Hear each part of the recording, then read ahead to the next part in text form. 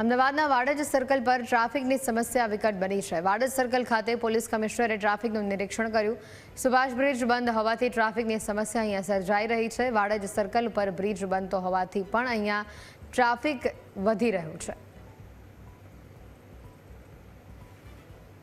Municipal કોર્પોરેશનના પણ જે અધિકારીઓ હાજર છે એને સૂચના આપને અપાઈ ગઈ છે કે જે થોડા રેસ્ટ્રિક્શન રાખ્યા છે એ વિધિન 24 અવર્સ હટાડી દેશે, એટલે થોડું પહોળો થઈ જશે તો અહીંયાથી પણ ટ્રાફિક હલકો થશે અને અહીંયા વચ્ચે જે રાખ્યા છે લોકો બેરિકેડ એ પણ એને હટાડશે।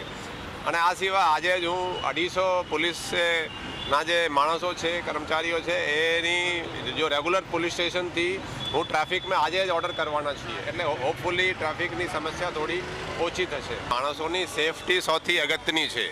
હવે કેટલા દિવસે બંધ રહેવાના છે એ તો ડિસિઝન મ્યુનિસિપલ કોર્પોરેશન તરફથી જ થશે, એ અંગે તો હું કંઈ ટાઈમ ફ્રેમ નહીં કહી શકું। અમદાવાદ પોલીસ કમિશનર દ્વારા નવા વાડજ છે, વાડજ સર્કલ ખાતે અત્યારે હાલમાં ટ્રાફિક નિરીક્ષણનું જે કાર્ય છે તે અત્યારે હાલમાં કરવામાં આવી રહ્યું છે। મુખ્ય બાબત અહીંયા તે રહેશે કારણ કે એક તરફ સુભાષ બ્રિજ છે જે બંધ છે, બીજી તરફ જે ગાંધી આશ્રમવાળો રોડ હતો જે છેલ્લા ઘણા સમયથી બંધ કરવામાં આવ્યો છે, જે રીડેવલપમેન્ટ કરવાનું છે તેને લઈને, અને સાથે જ તે વાડજ સર્કલ ઉપર જે બ્રિજ બની રહ્યો છે, આ ત્રણેય મહત્વની બાબતના કારણે જે પ્રમાણે ટ્રાફિક સર્જાઈ રહ્યો છે ને તેને જ લઈને અત્યારે હાલમાં પોલીસ કમિશનર GS મલિક પોતે અહીંયા આવ્યા હતા અને તેમના દ્વારા નિરીક્ષણ કરવામાં આવ્યું। સમગ્ર જે ટ્રાફિક પોલીસના જવાનો હતા તેમને સાથે રાખીને આ સમગ્ર નિરીક્ષણ થયું છે।